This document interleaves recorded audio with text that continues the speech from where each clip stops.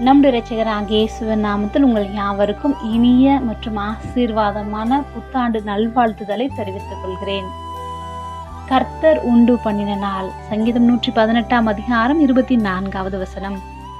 இது கர்த்தர் உண்டு பண்ணின நாள், இதிலே களி கூர்ந்து மகிழ கடவோம்.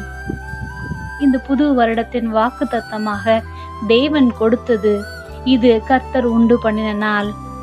கடந்த வருடம் முழுவதும் நமக்கு நல்லவராகவே இருந்தார். புதிய வருடத்தில் புதிய கிருபைகளை தந்து புதிய நாளை காண செய்தவரை உயர்த்துவோம். இன்றும் கர்த்தருக்கு பயப்படுகிறவர்கள் அவருடைய கிருபையிலே களி கூர்ந்து மகிழுவோம்.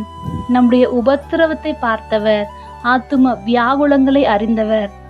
உலகம் நமக்கு தந்த பெயர் புகழ் மகிழ்ச்சியோட உன்னதர் நம்மை நீதிமான்களாக மாற்றி நாம் வாழ்நாளெல்லாம் களி கூர்ந்து மகிழும்படி இந்த புதிய வருடத்திலும் அதிக நன்மையினால் திருப்தியாக்குவார்.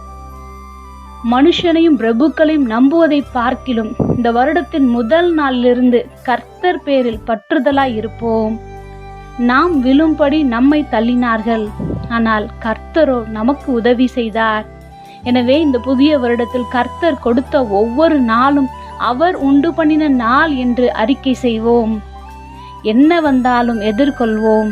பலனையும் தந்து அனுகூலம் பண்ணுகிறவரும் அவர்தானே. நம்முடன் இருக்கிறார் என்ற அந்த நம்பிக்கையோடு கூட இந்த ஆண்டின் ஒவ்வொரு நாளும் அவரின் வலக்கரம் நமக்காக பராக்கிரம் செய்யும்படிக்கு அவருக்குள் எப்பொழுதும் மகிழ்ந்து களி கூறுவோம்.